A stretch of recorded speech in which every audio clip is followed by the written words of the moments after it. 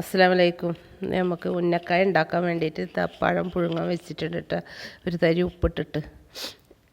അപ്പോൾ അത് പുഴുങ്ങി ആയിട്ടുണ്ട്. നമുക്ക് ഓരോന്നായിട്ട് എടുക്കുക. അതിൻ്റെ സൗണ്ടിലൊക്കെ മാറ്റമുണ്ട്, ജലദോഷം പനിയൊക്കെയാണ്, അതുകൊണ്ടാണ്.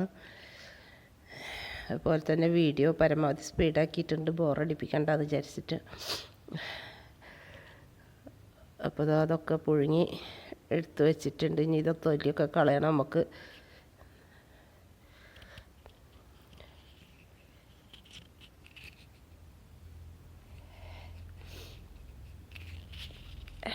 അപ്പോൾ അത് ചൂട് കൊടുക്കാനെ തന്നെ നമുക്ക് തൊലിയൊക്കെ കളഞ്ഞ് എടുക്കണം കേട്ടോ.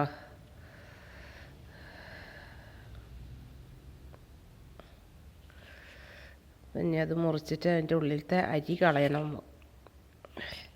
ആ കറുത്ത സാധനം ഉണ്ടല്ലോ, അരി എന്ന് പറയും ഞങ്ങൾ, ഇനി എങ്ങനെയൊക്കെയാണ് ആവും. അപ്പോൾ അത് എടുത്തൊഴിവാക്കണം ആദ്യം. അധികം പഴുപ്പാവാത്ത പഴം വേണം കേട്ടോ ഉന്നക്കായ ഉണ്ടാക്കാൻ. എല്ലാവർക്കും അറിയുണ്ടാവും, ഞങ്ങൾ ചെയ്യുന്ന രൂപത്തിലുള്ള അങ്ങനെ ഒരു വീഡിയോസ് ആക്കി ഇട്ടെന്ന് മാത്രമേ ഉള്ളൂ. ഉന്നക്കായൊക്കെ എല്ലാവർക്കും അറിയുണ്ടാവും എന്തായാലും. അപ്പോൾ അതിൻ്റെ അരിയൊക്കെ കളഞ്ഞെടുക്കാം നമുക്ക്.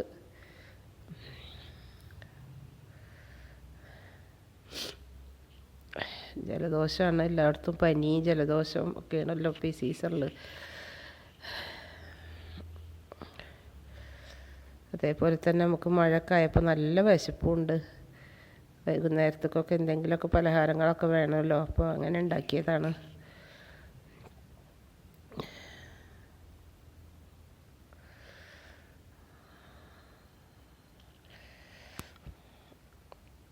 അപ്പോൾ അതെല്ലാത്തിലത്തെ അരിയൊക്കെ എടുത്ത് കളഞ്ഞിട്ട് ഉണ്ട് കേട്ടോ. അപ്പോൾ അതിന് നമുക്ക് അതവിടെ ഇരുന്ന് അതാവുമ്പോൾ ഒന്ന് തണുക്കട്ടെ, ഒന്ന് ഉടച്ചെടുക്കണം. അതിൻ്റെ മുന്നേ നമുക്ക് ഒരിത്തിരി നെയ്യ് ഒഴിച്ചിട്ട്, ചീനച്ചട്ടി വെച്ചിട്ട് നെയ്യ് ഒഴിച്ചിട്ട് ഒരു ഇത് അണ്ടിപ്പരിപ്പ് മുന്തിരിയൊക്കെ ഉണ്ടെങ്കിൽ അതൊക്കെ ഒന്ന് ഫ്രൈ ആക്കുക. അവിടെ നട്ട്സ് ഇത് ബദാം ഉണ്ടായിരുന്നുള്ളൂ, അപ്പോൾ അതിട്ടിട്ടുണ്ട്.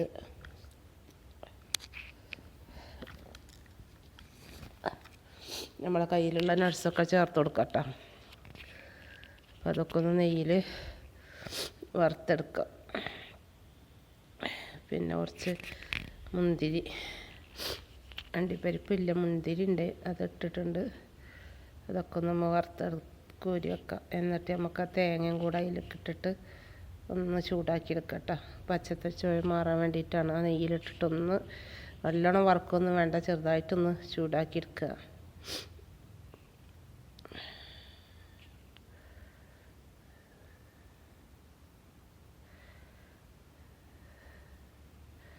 ഒരു തരി ഏലക്കപ്പൊടി ചേർത്തിട്ട് നന്നായിട്ട് മിക്സ് ചെയ്തിട്ടോ. ഇനി അതിന് മധുരത്തിന് ആവശ്യമായ പഞ്ചസാരയും കൂടെ ചേർത്തിട്ട് മിക്സ് ചെയ്തിട്ട് നമുക്ക് അവിടെ വെക്കാം. എന്നിട്ട് നമുക്ക് ഈ പഴം ഉടച്ചതൊക്കെ ഒന്ന് ശരിയാക്കി എടുക്കാണ്ട്. അപ്പോൾ അതിൻ്റെ വീഡിയോ ആദ്യമായിട്ട് കാണുന്നവരാണെങ്കിൽ ഒന്ന് സപ്പോർട്ട് ചെയ്യാൻ മറക്കല്ലേ, ഒന്ന് സബ്സ്ക്രൈബൊക്കെ ചെയ്തിട്ടൊന്ന് സപ്പോർട്ട് ചെയ്യണേ.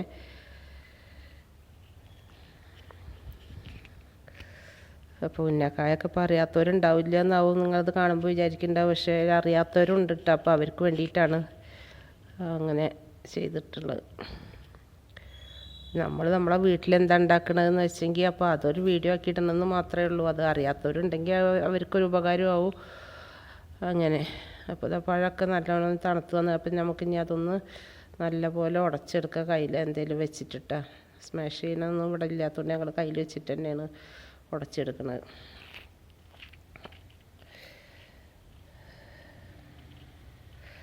നല്ല മാതിരി ഒന്ന് ഉടയണം. അപ്പോൾ ഇതിന് പഴം എടുക്കുമ്പോൾ നല്ലോണം ശ്രദ്ധിക്കേണ്ട ഒരു കാര്യം എന്ന് പറയുന്നത്, നല്ല പഴുപ്പേറിയ പഴം എടുക്കരുത്.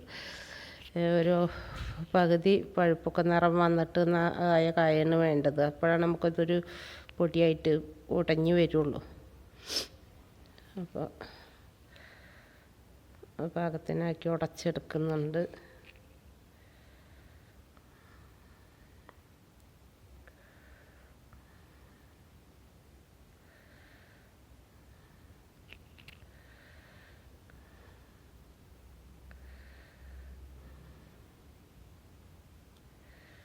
വേണ്ട നല്ലൊന്ന് ഉടഞ്ഞ് വന്നിട്ടുണ്ട് കേട്ടോ. നമുക്കത് കുറേശ്ശെ എടുത്തിട്ട് നമുക്ക് മിക്സാക്കി ഉണ്ടാക്കാൻ ഒരുങ്ങാം.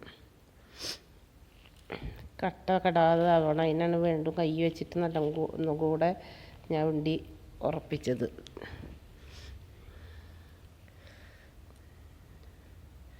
പിന്നെ നമുക്ക് കയ്യിലൊരു ശകലം നെയ്യോ ഓയിലോ എന്തെങ്കിലും ഒന്ന് തടവിയിട്ട് ആ കൈ കൊണ്ട് നമുക്ക് ആ പഴം ഉടച്ചത് കയ്യിൽ വെച്ചിട്ട് പരത്തിയെടുക്കണം.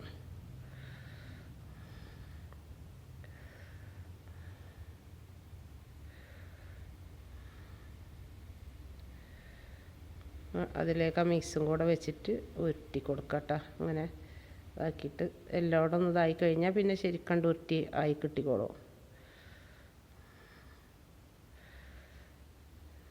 ഗ്യാപ്പ് വരാത്ത രൂപത്തിൽ എവിടെയും ഓട്ടയൊന്നും വരില്ല, അതിൻ്റെ ഉള്ളിലേക്ക് മെഴുക്ക് കിടക്കാതിരിക്കാൻ എല്ലായിടും ഒരുപോലെ ഉരുട്ടിയെടുക്കട്ടോ. അങ്ങനെ ഈ പഴം മൊത്തം ഉടച്ച് വെച്ച പഴം മൊത്തം അങ്ങനെ ഉടച്ച് ഇതേപോലെ ഉരുട്ടി സെറ്റാക്കി എടുക്കുക.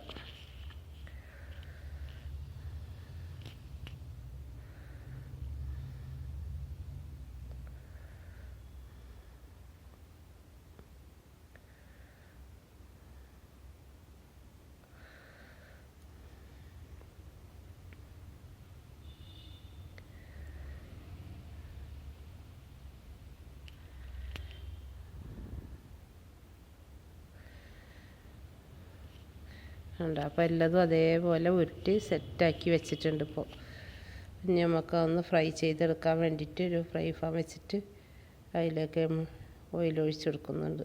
വെളിച്ചെണ്ണ, ഓയിലല്ല കേട്ടോ, ഞങ്ങൾ വെളിച്ചെണ്ണ യൂസ് ചെയ്യാറ്. അപ്പോൾ അതാണ് ഒഴിച്ചു കൊടുത്തിട്ടുള്ളത്. ഇനി നമുക്ക് ഈ ഉരുട്ടി വെച്ച കായയുടെ ഇതൊക്കെ ഒന്ന് ഫ്രൈ ആക്കി എടുക്കാം. അപ്പോൾ അത്രയേ ഉള്ളൂ പണി. വൈകുന്നേരത്തെ പലഹാരമായിട്ട് മക്കൾക്കൊക്കെ നേന്ത്രപ്പഴം കഴിക്കാത്ത മക്കൾക്കൊക്കെ വേറെ ഒരു ഇതും ഇല്ലല്ലോ, അതിൽ മൈദമാവോ വേറെ ഒന്നുമില്ല. അപ്പോൾ വെറും പഴമാണ്, അതിൽ കുറച്ച് തേങ്ങ ഇതൊക്കെ ഉണ്ടെന്നല്ലേ ഉള്ളൂ. അപ്പോൾ അത് വെച്ചിട്ടൊക്കെ മക്കൾക്ക്, പഴം കഴിക്കാത്ത മക്കൾക്കൊക്കെ ഉണ്ടാക്കി കൊടുക്കാനൊക്കെ പറ്റിയതാണ്. അപ്പോൾ അത്രേ ഉള്ളൂ എൻ്റെ വീഡിയോ. ഇനി അടുത്ത വീഡിയോ ആയിട്ട് വരണ്ട്. അതുവരെക്കും ബൈ. അപ്പോൾ സപ്പോർട്ട് ചെയ്യാൻ മറക്കല്ലേ, സബ്സ്ക്രൈബ് ചെയ്യണം, ലൈക്ക് ചെയ്യുക, ഷെയർ ചെയ്യുകയൊക്കെ ചെയ്യണേ.